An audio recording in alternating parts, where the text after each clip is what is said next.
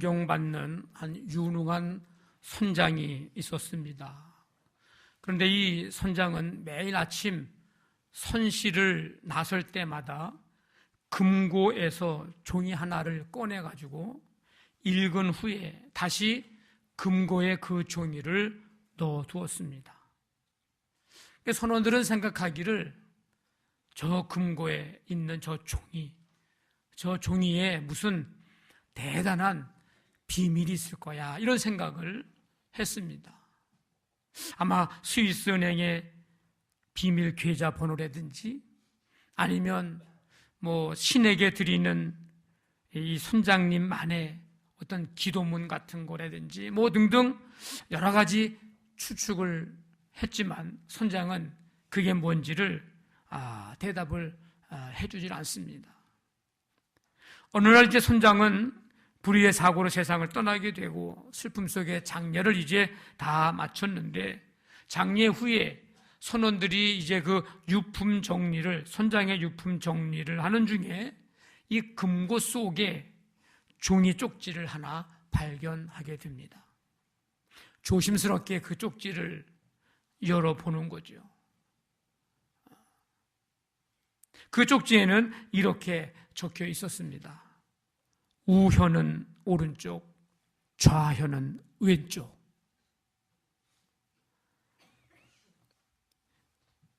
아마 선원들은 그 쪽지를 보는 순간에 허무했을 겁니다. 이게 뭐야? 그동안 선장이 맨날 금고에 보고서 집어넣었던 게 이 내용인가 하면서 아마 좀 허무했을지 모릅니다. 근데 이 이야기는 우리에게 중요한 얘기를 해주고 있죠. 인생을 성공적으로 사는 비결은 기본에 충실하는 것이다.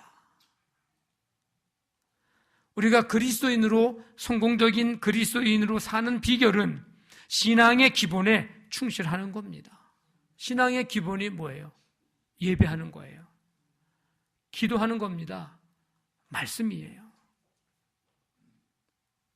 우리가 이제 21일 사순절 기간 동안에 복음서 통독 새벽기도 이번 주에 두 번째 주간인데, 여러분들 신앙의 기본에 충실하시기를 바랍니다.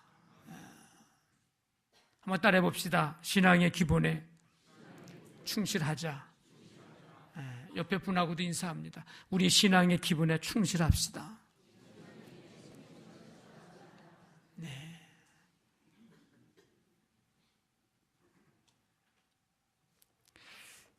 히브리서는 우리 신약 27권 가운데 요한계시록 다음으로 좀 어렵게 여겨지고, 그래서 성경 읽기에 좀 쉽지 않은 성경이 히브리서입니다. 여러 가지 이유가 있겠지만 구약을 많이 인용하고 있기 때문에 구약에 대한 어떤 이해가 없으면은 이해하기가 어렵기 때문입니다. 히브리서는 예수 믿기로 결단을 하고 믿음 생활을 하던 성도들이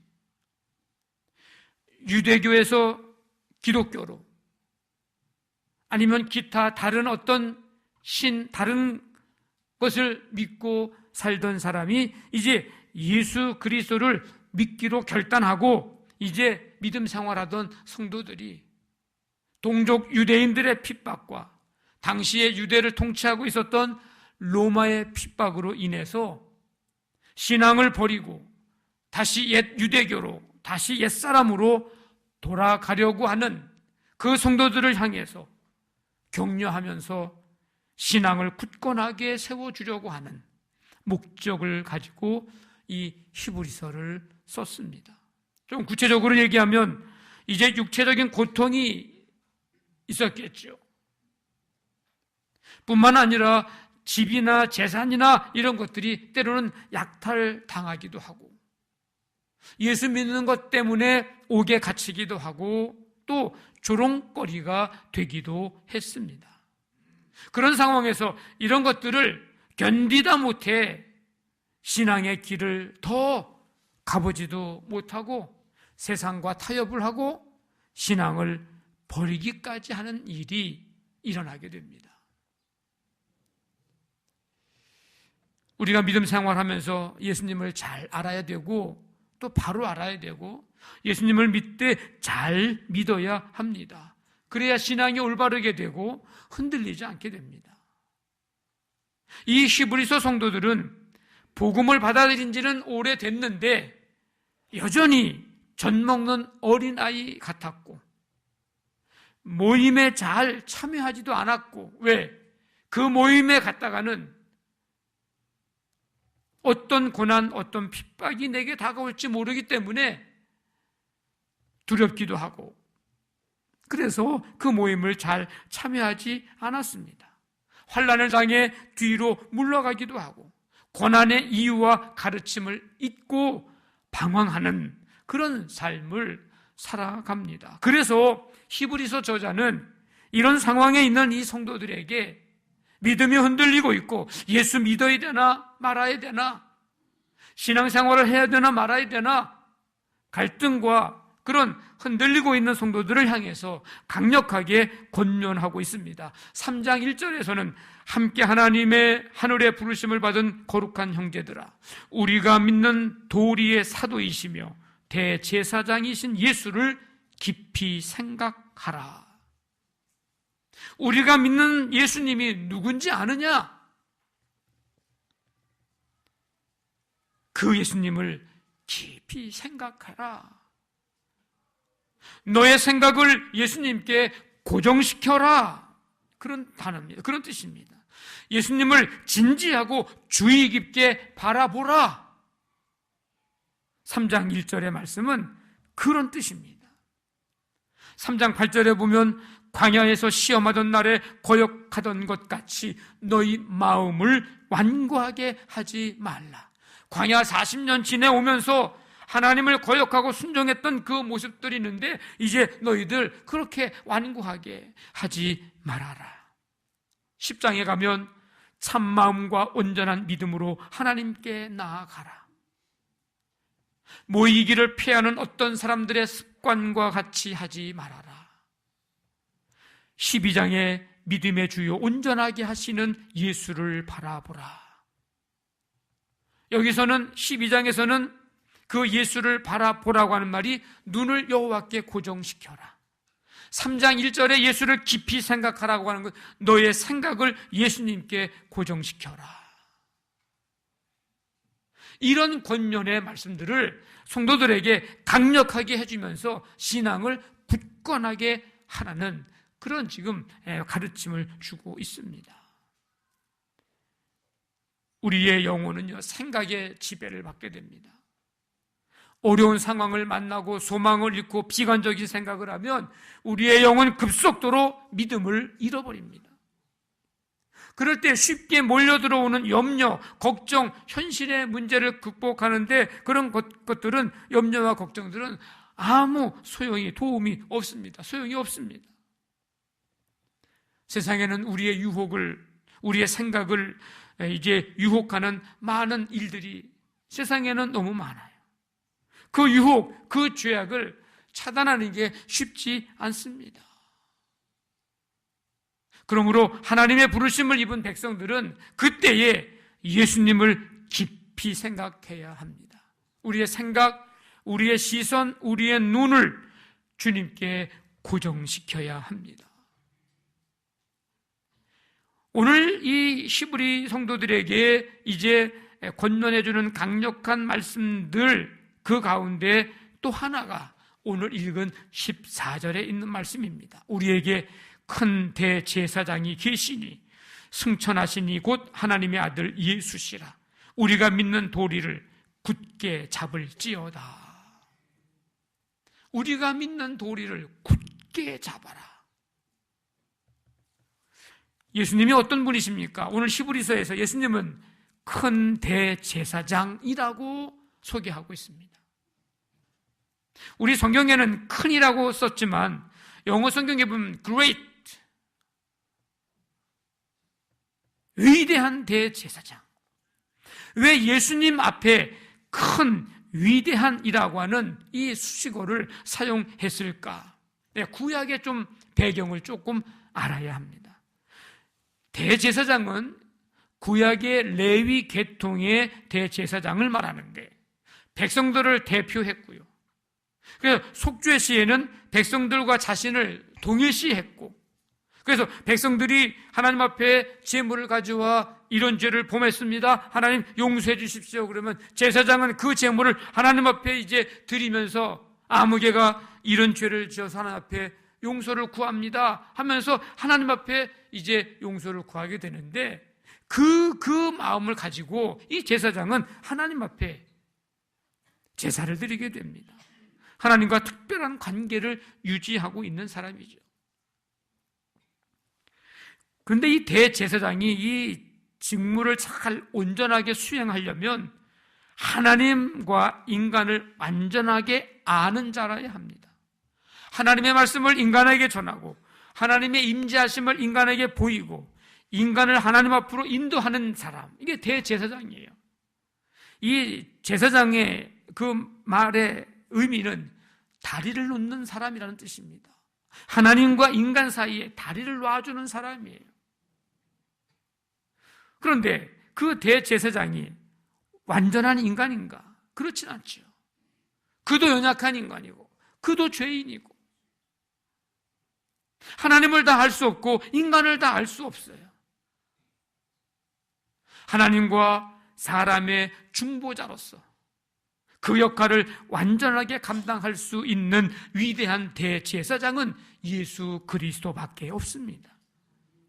문제는 이 히브리서를 읽는 이 성도들이 이 사실에 대해서 인정을 하지 못하고 받아들이지를 않았다는 겁니다. 유대인들은 예수님에 대해서 어떻게 생각을 했을까요? 예수님을 어떤 존재로 생각했을까요? 목수의 아들, 여러 선지자 가운데 하나, 때로는 반역자, 유대인들 자신의 그 종교 지도자들의 기득권을 위협하는 존재, 그러니까 자신들에게는 귀찮고 거친 존재, 때로는 귀신을 내쫓는 모습을 보면서 바알세불, 귀신의 왕인데 그 바알세불을 힘입어 귀신을 내쫓는다고 그렇게 말하기도 했습니다. 하나님을 아버지라고 부르니까 네가 왜 신성 모독을 하느냐고 그렇게 얘기를 합니다.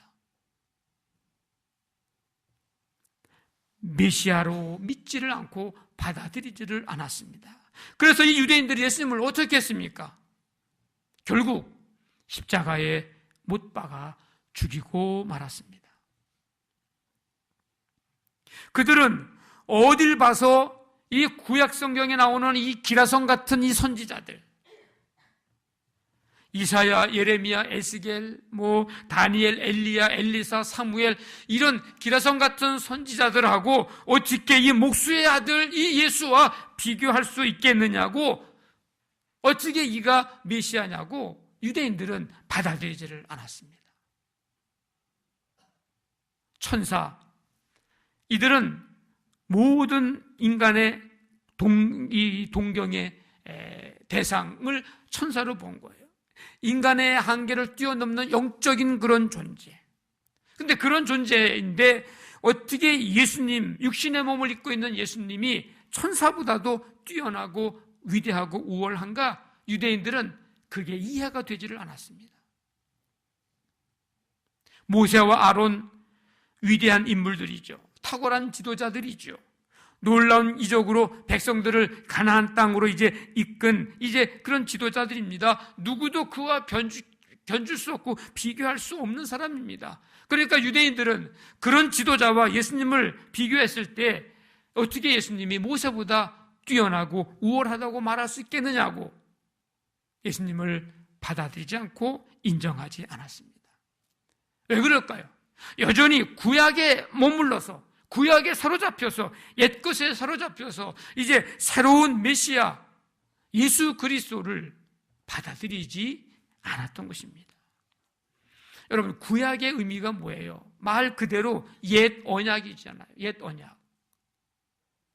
신약은 새로운 언약이에요. 구약은 장차 오실 그리스도에 대한 예언입니다. 예언. 그러니까 모세나 아론이나 수많은 그 선지자들 다 다시 오실 예수 그리스도를 예표하는 그림자일 뿐입니다. 구원의 의미로 봐서 그들은 온전히 백성들을 구원할 수 있는 존재가 아니라는 거예요. 예수님은 누구예요, 그러면? 구약의 예언을 완전하게 성취하신 구원자 메시아 예수입니다. 예수님이 누구예요? 하나님의 본체이세요. 하나님과 같은 분이에요. 영광과 빛의 근원이십니다. 그러니까 다른 선지자들, 지도자들, 대제사장들, 이들은 예수님과 비교할 수 없는, 비교할 수 있는 대상이 아니에요. 비교할 수가 없습니다.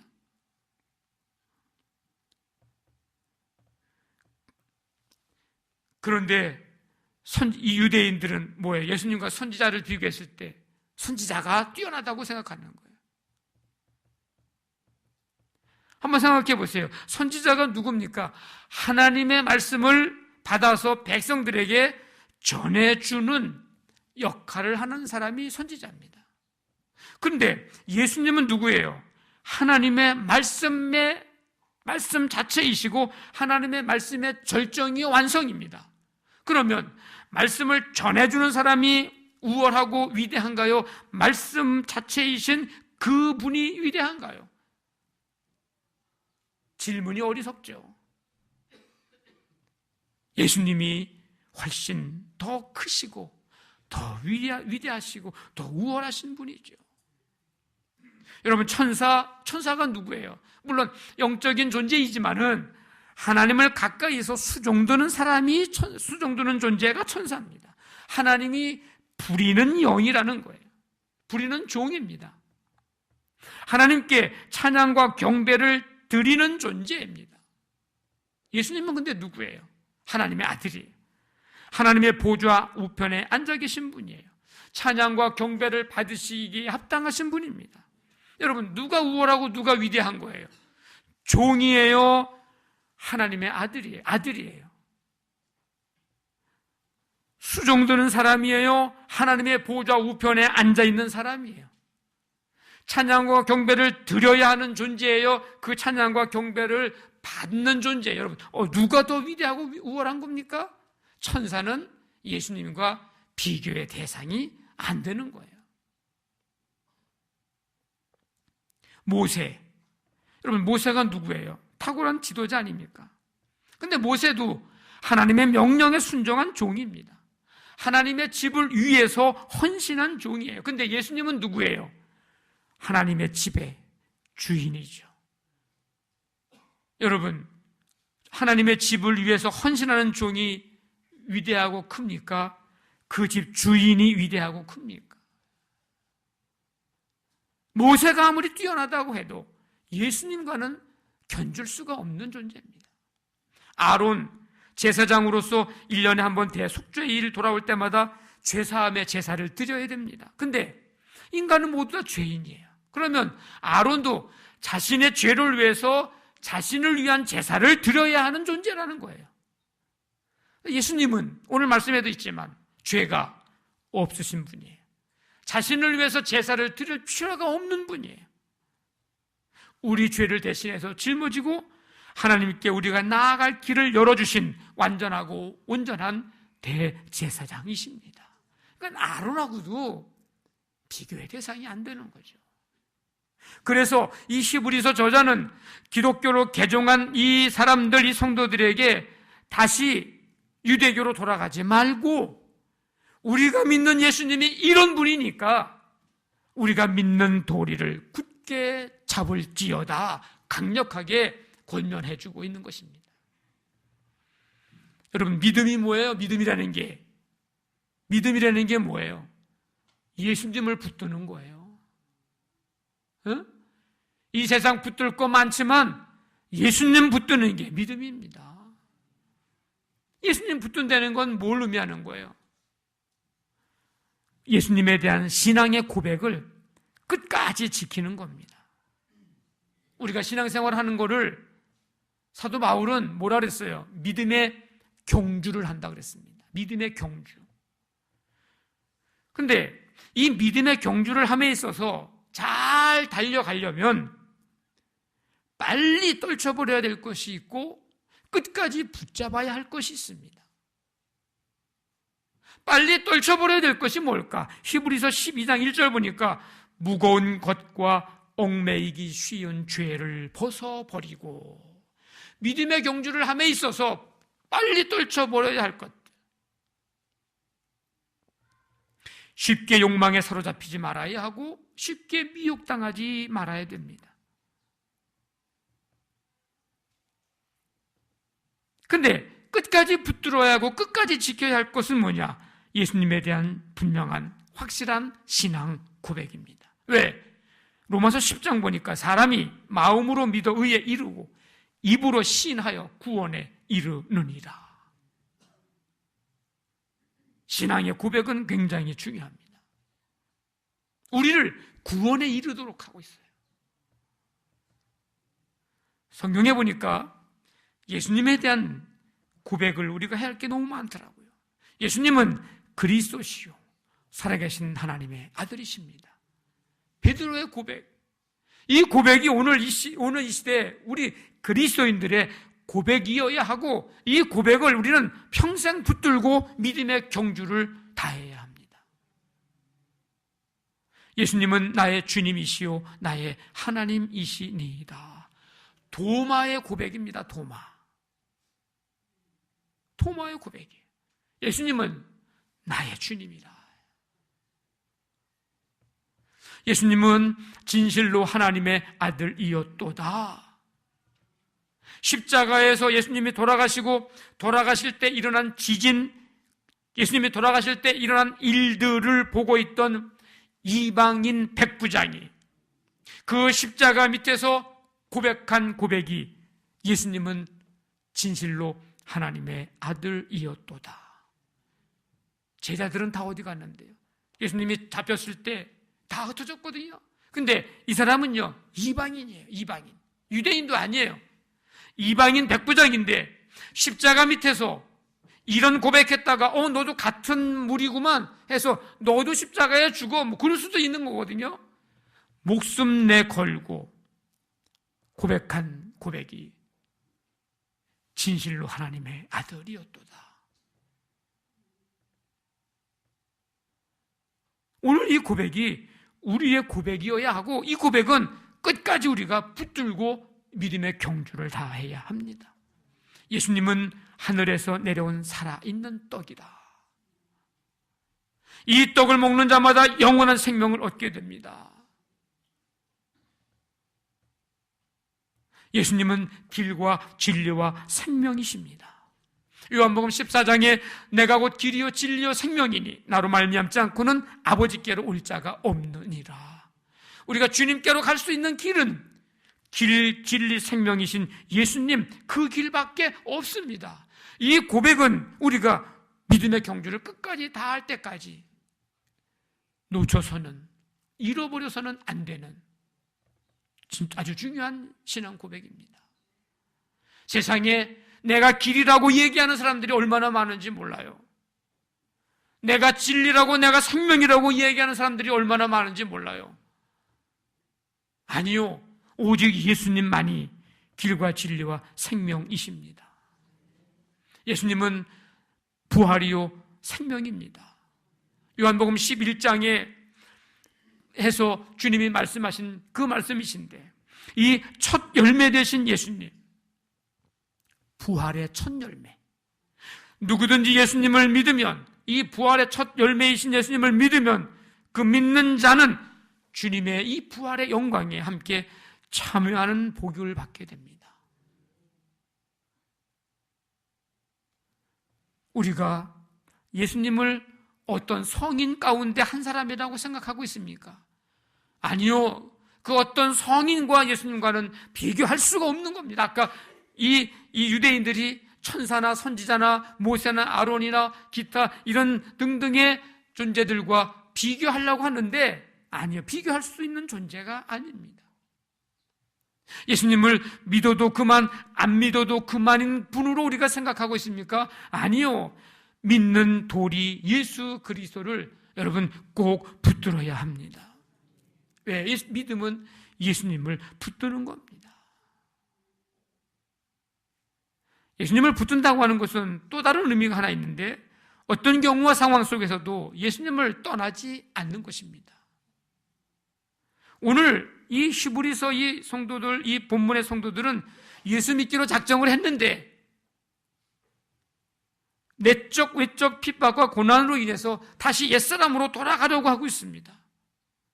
그들을 향해서 믿는 도리를 굳게 잡으라. 이 말은 어떤 상황과 환경에 있을지라도 예수님 떠나지 말라는 겁니다. 예수님 꼭 붙들라는 거예요. 여러분, 제자들이 예수님과 3년 동안 동고동락했어요. 예수님을 죽이려고 이제 잡아갔습니다. 마태복음에 보니까 제자들은 예수를 버리고 도망갔다라고 얘기했어요. 예수님을 놓친 겁니다. 아니, 엄밀히 말하면 붙들었던 예수님을 놓아버린 거예요. 예수님께서 오병이어의 표적을 보여주셨는데 사람들이 놀랐어요. 이야, 그래서 그냥 많은 사람들이 예수님 따라가면 이게 뭔가 생기겠구나. 그리고 엄청 많은 사람들이 따라왔습니다. 그들을 향해서 예수님이 뭐라고 얘기했으냐면 내가 생명의 떡이다. 내가 하늘에서 내려온 살아있는 떡이다. 그러니까 사람들이 따라오면서 이게 무슨 말이냐고 이해를 못했어요. 어렵다고 얘기합니다. 그러면서 예수님 곁을 다 떠나갑니다. 이 무리들이. 왜? 자기들이 생각한 거하고는 다른 거예요. 자기들이 지금 얻고자 하고 성취하고자 했던 어떤 그것과 그 욕망을 채울 수 없다고 생각한 거예요. 그때 예수님은 제자들에게 물어봅니다. 야, 너희들도 가려느냐고. 너희들도 갈 거냐? 이렇게 물어보는 거예요. 그랬더니 한 제자가 말하기를 주여 영생의 말씀이 주께 있는데 우리가 누구에게로 가겠습니까? 그렇습니다. 예수님이 계신데 우리가 가긴 누구에게로 갑니까? 예수님이 계신데 우리가 의지하긴 누굴 의지합니까?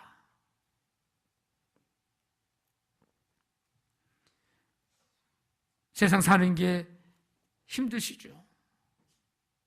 힘들어요. 근데 힘들어도 예수님 꼭 붙들어야 합니다. 힘들어도.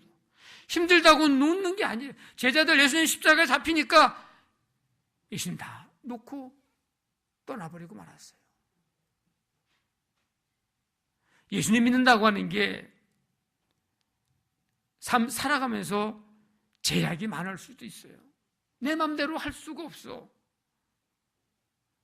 내 뜻대로 하고자 하는 대로 가고자 하는 대로 할 수가 없어요. 제약이 많아 자유가 제한되어 있을 수도 있습니다. 그래도 우리는 예수님을 꼭 붙들어야 합니다.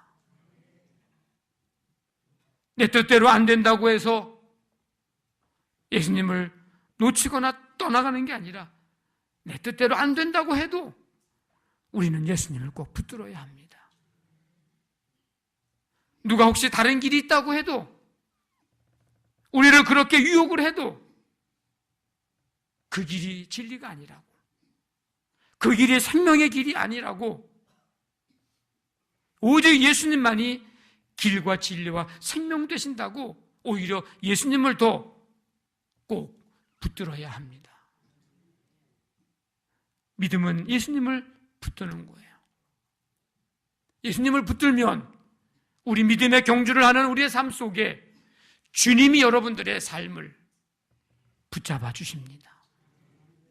예수님 붙들고 날마다 이기며 승리하며 살아가는 우리 모두가 되시기를 주님의 이름으로 간절히 축원합니다. 아멘.